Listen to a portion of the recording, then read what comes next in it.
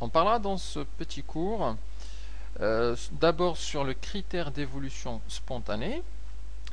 Ensuite, on détaillera le fonctionnement des piles chimiques, donc notamment les réactions qui ont lieu, les demi-équations de réaction, les déplacements des porteurs de charge. Et enfin, je terminerai par une relation. Je vous parlerai en fait de la curieuse relation entre le pentagone et les piles chimiques. Alors, parlons d'abord et commençons par le critère d'évolution spontanée.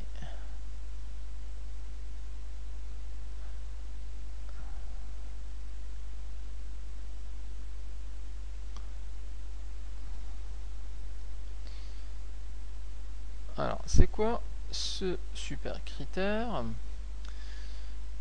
En fait, il permet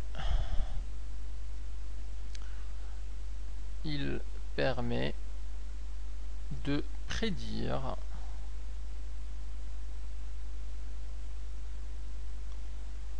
le sens d'évolution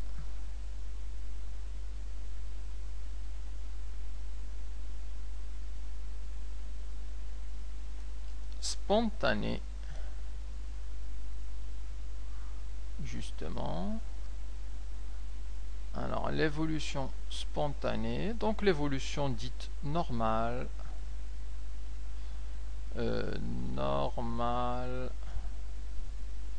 d'une réaction chimique. Alors, d'une réaction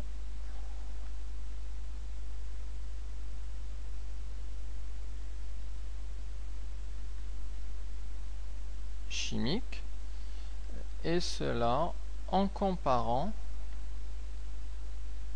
de grandeur le quotient de réaction QR et la constante d'équilibre de la réaction K. Alors, comment ça se présente? En fait, ça se présente sous forme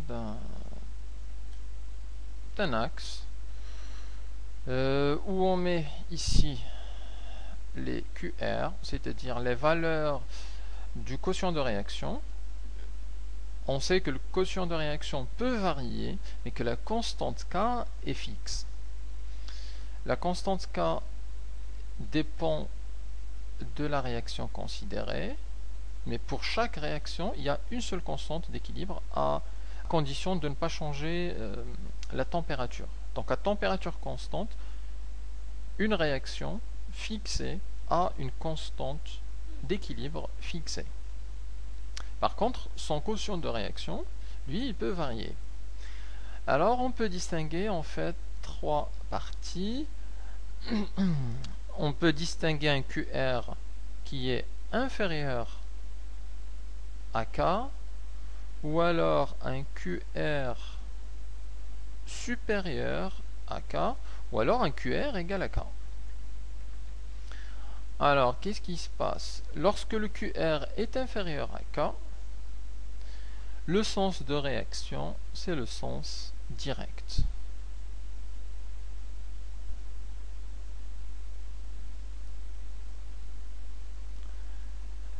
Lorsque le QR est supérieur à K, le sens, c'est le sens inverse de la réaction. On dit en fait que le QR se rapproche de la constante d'équilibre. Alors on dit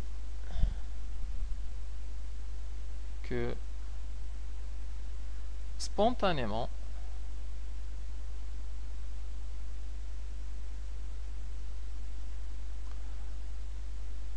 le quotient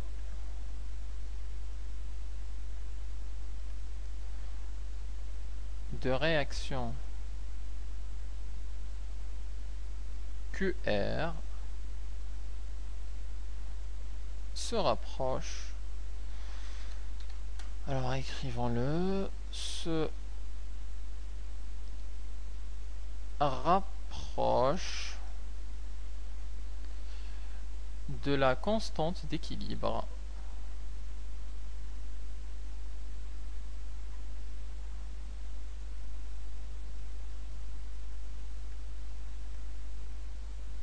D'équilibre grand K. Donc quand le QR est inférieur à K, bah, il va dans le sens de QR, de Q, dans le sens direct. Lorsque le QR est supérieur à K, eh bien, il va dans le sens inverse. Et donc, le sens de la réaction est le sens inverse. Le troisième cas, lorsque QR égale à K, alors dans ce cas-là, il n'y a pas d'évolution. On est dans le cas de l'équilibre. Alors, je vais le mettre ici en remarque. Si QR égale à K, la réaction n'évolue plus. La réaction est à son état d'équilibre.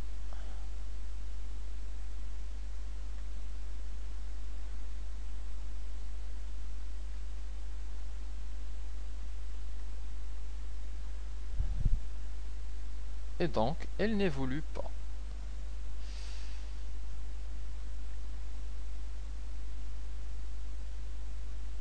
Donc, elle n'évolue plus. Alors ça, c'est ma première remarque. Ma deuxième remarque concernant le critère d'évolution, c'est que on peut l'appliquer pour à la fois les réactions acido-basiques, donc déjà vues en courant de l'année, ou alors pour les réactions d'oxydoréduction. La réaction simple d'oxydoréduction directe qu'on a vue en début d'année, ou alors pour les réactions d'oxydoréduction indirecte qui ont lieu dans les piles chimiques. Alors je dirais que ce critère est valable pour les réactions acido-basiques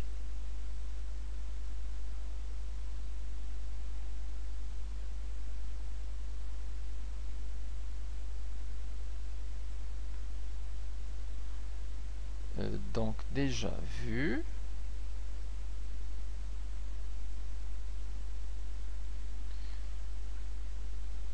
mais aussi pour les réactions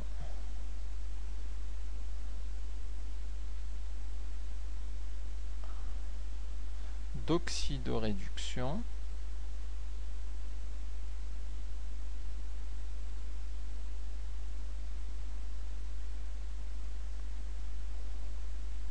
alors les réactions d'oxydoréduction directes vues en début d'année,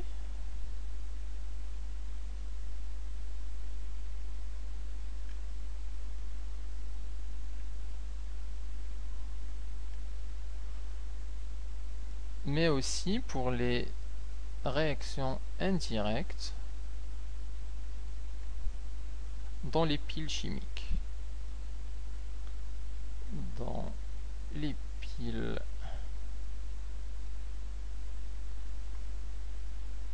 chimiques. Et justement, on va parler de ces réactions dans les piles chimiques. Alors, avant d'entamer les piles chimiques, je vais donner un exemple très simple. C'est en fait un petit rappel des réactions d'oxydoréduction directe. Réaction d'oxydoréduction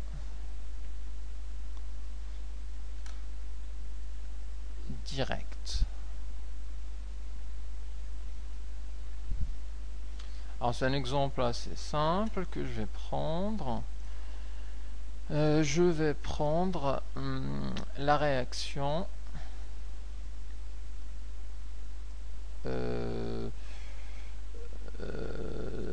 d'oxydoréduction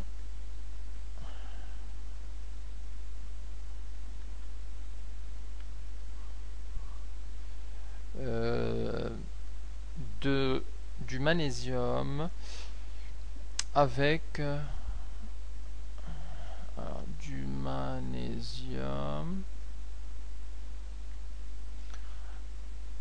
avec l'acide chlorhydrique.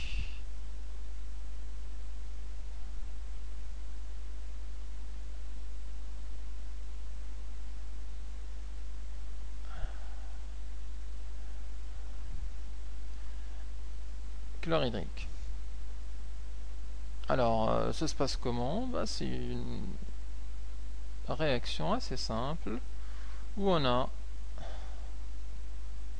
une solution d'acide chlorhydrique, acide donc H+, Cl-, dans lequel on immerge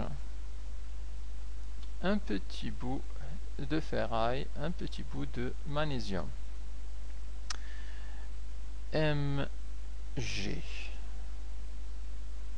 Alors lorsqu'on l'immerge, il y a une réaction d'oxydoréduction et le magnésium en fait est dissous dans l'acide chlorhydrique. Alors pour ça, on sait que c'est une réaction d'oxydoréduction qui fait intervenir deux couples. Alors je vais rappeler les deux couples de cette réaction. Les couples en jeu. Alors on voit bien qu'il y a un couple correspondant au magnésium. Alors le couple du magnésium est assez simple. Donc c'est le... Alors je vais le mettre en deuxième. C'est le Mg2+.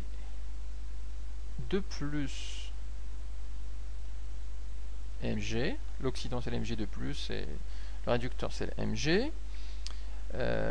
Donc ça c'est le couple correspondant au magnésium, et on a un deuxième couple qui est dans la solution, c'est le couple du H+. Alors c'est le couple H+,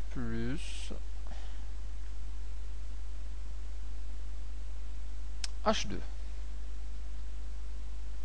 Et donc on voit bien que l'un il est dans la solution et le deuxième couple il est dans le petit bout de ferraille de magnésium. Alors commençons par donner les deux équations d'oxydoréduction, les deux demi-équations en jeu. Donc les deux demi-équations